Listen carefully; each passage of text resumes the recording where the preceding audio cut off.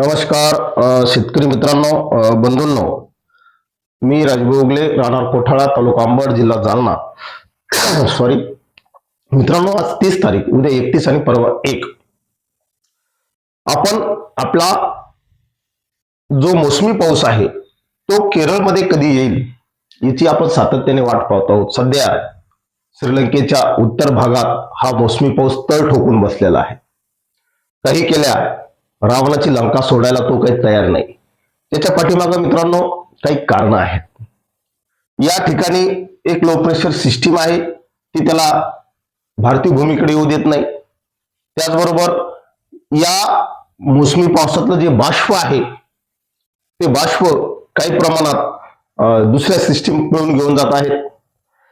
हे सर्व गोष्टी पाहता 3 तारखेपर्यंत आपला साऊथ वेस्ट मोसमी पाऊस केरळच्या देवभूमीत दाखल होईल अशी एक शक्यता तयार झालेली आहे. आणि तिथून पुढे 7 जून पर्यंत तो राज्याच्या वेगवेगळ्या भागात, अगदी कोकण असेल, घाटा असेल, घाटावरला संपूर्ण भाग असेल, या भागात दाखल झालेला असेल.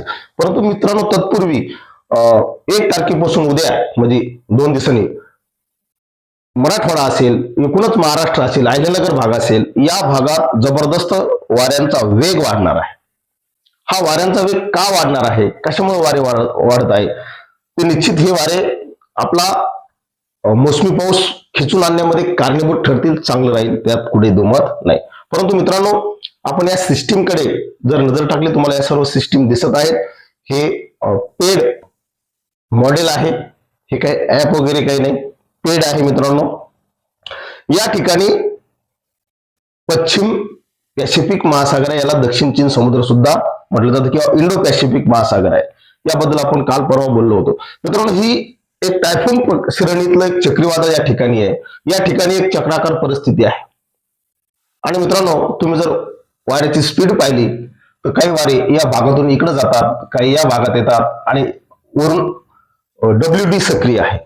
या सर्व कारणामुळे राज्यात 1 तारखेपासून वेगवान वारे वाहतील, तशी वारे आजच 30 तारखेपासून व्हायला सुरुवात झालेली आहे. मित्रांनो, कशा पद्धतीने या दोन्ही सिस्टीमकडे आपलं बाष्प जाते की काय अशी एक भीती मनात निर्माण झालेली आहे.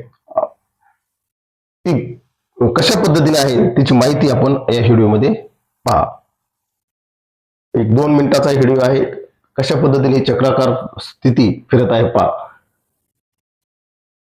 कोणी किती जरी नाही म्हटलं तर प्रशांत महासागर हा भारतीय हवामानावर खूप मोठा परिणाम करतो, सकारात्मक करतो, निगेटिव्ह करतो.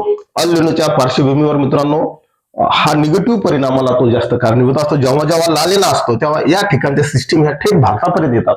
परंतु मित्रांनो, तसं होत न होता आता भारतातल्या बाष्प हे या सिस्टीमकडे खेचले जात आहे. तेव्हा निश्चित आपला मान्सून वीक होईल, कमजोर होईल. तो येईल, तो स्ट्रॉंग यावा ही आमची सुद्धा इच्छा आहे. परंतु मित्रांनो, या सिस्टीमकडे जर पाहिलं तर निश्चित तो संकटात आहे.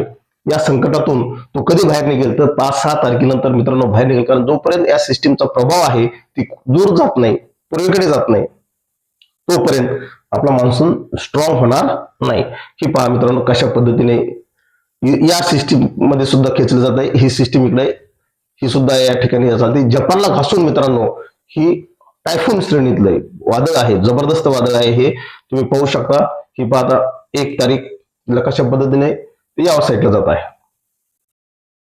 या भागात काही वारे वाहत आहेत. या ठिकाणी अशा मूळ असे या ठिकाणी श्रीलंकेवरून पूर्ण वारे या ठिकाणी चाललेले आहे. तुम्ही पहा, 2 मिनिटाचा व्हिडिओ मोठा होईल, परंतु तुम्हाला हवामान प्रणाल्या काय आहेत ऍक्टिव्ह, आणि त्याच्यामुळे आपल्या भारतीय साऊथ वेस्ट मोसमी पावसावर त्याचा काय परिणाम होईल, पॉझिटिव्ह होईल का निगेटिव्ह होईल, तो पाहणं गरजेचं आहे.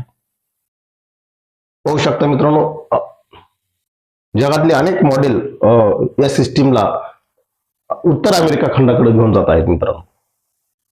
5 तारखेनंतर ही सिस्टीम कमी होणार आहे आणि त्यानंतरच आपला मान्सून ग्रोथ पकडणार आहे.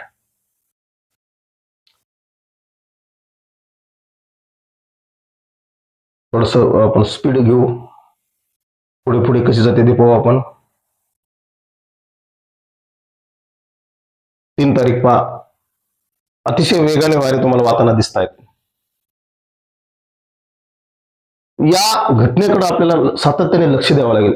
याचा अर्थ हे सांगणं निगेटिव्ह सांगणं असं नाही की नेमकं काय घडत आहे, आणि ते जोपर्यंत शेतकऱ्यांना कळत नाही तोपर्यंत शेतकरी सतर्क होत नाही. मित्रांनो, पाऊस निश्चित यावर्षी चांगला पडणार आहे, कारण आयओडी आपला पॉझिटिव्ह आहे, पण परंतु आयओडी पॉझिटिव्ह व्हायला अजून वेळ लागणार आहे. कारण आयओडी जर पॉझिटिव्ह झाला, आयओडी हा घटक कधी पॉझिटिव्ह होईल निश्चित सांगता येत नाही. एमजीओ घटक आहे, तो सुद्धा आपल्या भारतीय हवामानावर खूप मोठा परिणाम करतो. या सर्वांचे परिणाम पॉझिटिव्ह व्हावेत आणि आपल्या देशामध्ये, राज्यामध्ये चांगला पाऊस पडावा अशी अपेक्षा आपण या निसर्गाकडून करूया. पहा मित्रांनो, जबरदस्त वाऱ्याचा वेग या ठिकाणी चाललेला आहे, आणि कोणी किती जरी नाही म्हटलं तर मित्रांनो, हे पहा संपूर्ण वेगवान वारे. अगदी मित्रांनो, आफ्रिका खंड आहे हा, आफ्रिका खंडापासूनचे वारे या सिस्टीमकडे जात आहेत, या सिस्टीमला टच होऊन या ठिकाणावर जातात, काही या ठिकाणी जात आहेत. म्हणजे मोठ्या प्रमाणावर या गोष्टी घडत आहेत, आणि ह्या घडू नये. घाटावर या कालखंडात चांगला पाऊस असणार आहे मित्रांनो. असो, आज एवढंच या निमित्ताने सांगतो. अधिक माहितीसाठी IMD सारख्या विश्वसनीय संस्थेला फॉलो करा. जय हिंद, जय महाराष्ट्र.